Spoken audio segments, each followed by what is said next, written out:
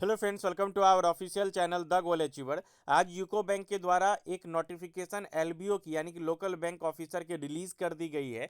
आपको back to back लगातार ये वैकेंसीज आपको देखने को मिल रही है। पहले इंडियन बैंक ने एलबीओ की वैकेंसी रिलीज़ की, फिर यूनियन बैंक के द्वारा लोकल बैंक ऑफिसर की वैकेंसी रिलीज़ की गई।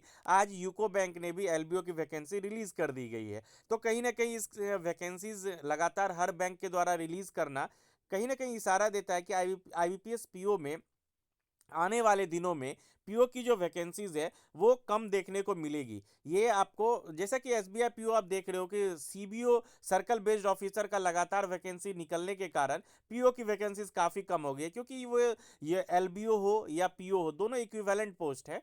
तो इससे थोड़ा सा जो हिंदी स्टेट वाले जो स्टूडेंट्स हैं उनको थोड़ा फ़ायदा नहीं हो रहा, क्योंकि हिंदी स्टेट्स में ना इसकी वैकेंसीज, तीन वैकेंसीज अभी आई हैं। इंडियन बैंक हो, चाहे वो यूनियन बैंक हो और यूको बैंक हो, हिंदी स्टेट्स में एक भी वैकेंसी रिलीज नहीं की गई, एक भी वैकेंसीज नहीं दी गई। जिसके कारण अदर स्टेट में भरना है तो इसमें बहुत ही टफ एलपीटी भी दिया जाता है, लैंग्वेज प्रोफिशिएंसी टेस्ट इसमें कंडक्ट करवाया जाता है। सबसे पहले हम लोग बात करते हैं इस नोटिफिकेशन के बारे में। टोटल 250 वैकेंसीज दी गई है।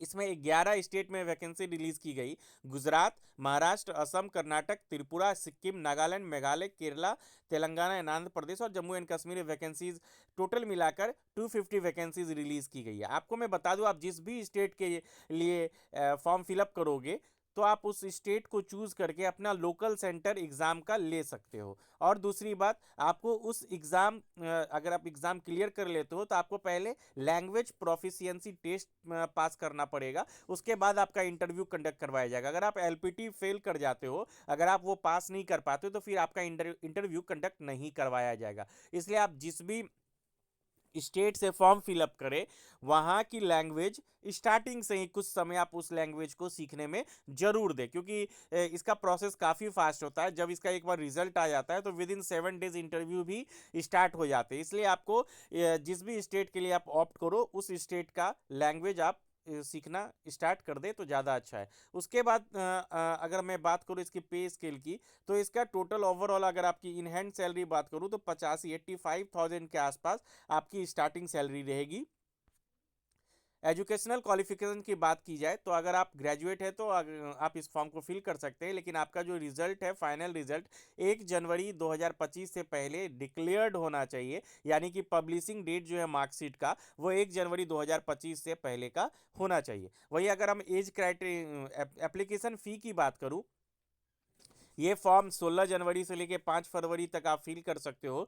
एससी एसटी कैंडिडेट और पीडब्ल्यूडी कैंडिडेट्स के लिए 175 रुपीज़ और ओबीसी ईडब्ल्यूएस जनरल के लिए 850 रुपीज़ के चार्जेस दिए गए। वहीं अगर एग्जाम की स्ट्रक्चर की बात की जाए तो रीजनिंग और कंप्यूटर एप्टीट्यूड, जिसमें कंप्यूटर के क्वेश्चंस ना ही के बराबर रहते हैं, 45 क्वेश्चन के लिए 60 marks, general and banking awareness 40 question 40 marks, English language 35 question 40 marks और डाटा एनालिसिस एंड इंटरप्रिटेशन के लिए 35 क्वेश्चन के लिए 60 मार्क्स। यानी कि सबसे ज़्यादा मार्क एलोकेशन जो है वो मैथमेटिक्स के लिए 35 क्वेश्चन से के लिए 60 मार्क्स आपको यहाँ पे दिए गए हैं। और सभी के लिए सेपरेट टाइमिंग है। रीजनिंग के लिए 60 मिनट्स का, जनरल अवेयरनेस के लिए 35 मिनट्स, इंग्लिश के लिए 40 मिनट्स और डीआई के लिए, क्वांट्स के लिए 45 मिनट्स का आपको यहाँ पे अलॉट किया गया है। टोटल 3 घंटे का एग्जाम है। इसमें कोई भी डिस्क्रिप्टिव पेपर नहीं लिया जाएगा, कोई भी डिस्क्रिप्टिव पेपर नहीं। और ओवरऑल जो कट ऑफ आएगी, उसके बाद आपका एक इंटरव्यू कंडक्ट करवाया जाएगा।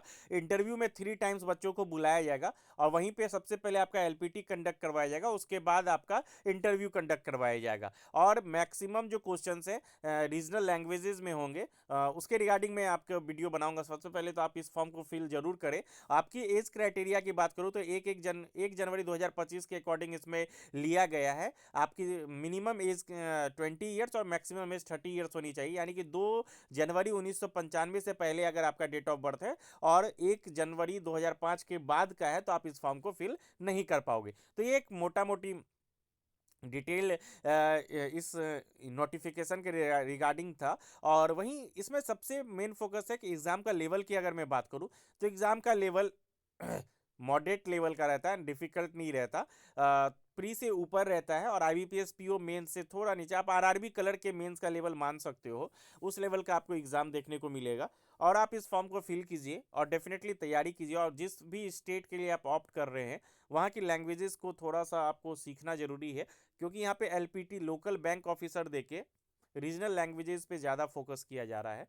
तो ये कहीं ना कहीं हिंदी स्टेट्स वाले जो भी बच्चे हैं उनके लिए ये बहुत ही गलत हो रहा है, क्योंकि आईबीपीएस पीओ में लगातार वैकेंसीज आप घटाते चले जाओगे, और इस स्टेट्स में बिहार, झारखंड, उत्तर प्रदेश, मध्य प्रदेश, छत्तीसगढ़, अगर आप यहाँ वैकेंसीज नहीं देंगे तो बच्चे यहाँ के अदर स्टेट्स में जाकर रीजनल लैंग्वेजेस में कैसे क्वालिफाई करेंगे, ये सबसे बड़ा मुद्दा है।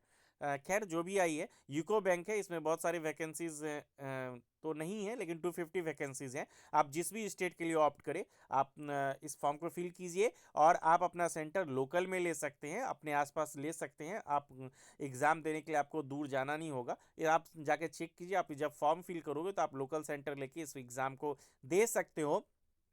और उसके बाद फिर इसका एक बस एक रिटेन एग्जाम है, उसका फिर इंटरव्यू है। अगर आप एलपीटी और इंटरव्यू क्लियर कर जाते हो तो आपका फाइनल सिलेक्शन कंप्लीट है। बहुत अच्छी अपॉर्चुनिटी है, सैलरी 85,000 प्लस, उसके बाद भी बहुत सारे अलाउंसेस इसमें मिलते हैं, लीज अकोमोडेशन वगैरह होता है, जो भी पीओ की जो भी फैसिलिटीज़ होती है वो इसमें इंक्लूडेड है। तो आई होप आपके सारे डाउट्स क्लियर हो गए हो। Thank you for watching our videos.